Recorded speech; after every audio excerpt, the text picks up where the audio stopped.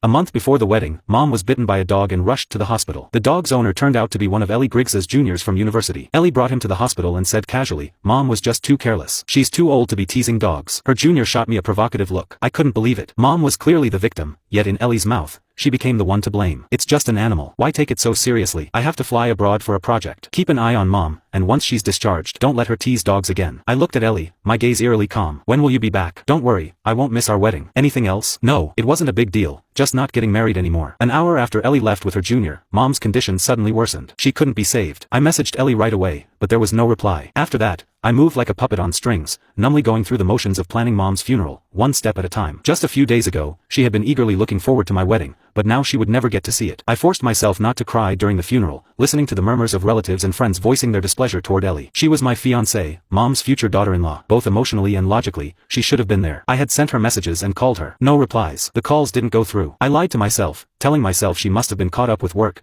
that she simply hadn't seen them yet. I could believe that once, maybe twice, but not a third time. As the sky darkened and friends and family slowly departed, I remained kneeling in front of Mom's grave. In that moment, I didn't want to think about anything. I just wanted to stay quietly by her side. Suddenly, my phone buzzed. I unlocked it and saw a new post from Ellie's junior. In the video, Ellie was in a swimsuit, laughing and playing on the beach with him. In an instant, my breath caught, and an unbearable tightness gripped my chest. So this was her so-called business trip abroad. I was a fool, still making excuses for her. I pressed both palms to the ground and pushed myself up, legs shaking from kneeling too long. "Mom, it's over between me and Ellie. Forgive me. I couldn't keep the promise I made to you." Before she passed, Mom had asked me to cherish Ellie. But Ellie, she wasn't worth it. I met her on campus. She was the heiress of a billion-dollar empire. I was just a nobody from the countryside. Around her, I always felt small. Yet she had loved me without hesitation, once saying she'd give up everything, her status, her fortune, just to stay by my side. We dated in secret. To ease the pressure of meeting her parents, I joined her family's company right after graduation, starting from the bottom and grinding my way up. Overtime became a routine, and sleepless nights were nothing new. To secure a project, I even drank until I coughed up blood. But I believed it was all worth it, because I wanted to prove that I could stand tall beside her, strong enough to shield her from society's scorn. And I did it. In just 3 years, I rose from an entry-level employee to vice president of the company. Ellie was proud of me. At the company succession celebration, she held my hand and led me onto the stage, publicly announcing our relationship. In that moment, her eyes sparkled like stars. But that light gradually dimmed after Brandon Zeeler joined the company. He was her youngest junior back in university,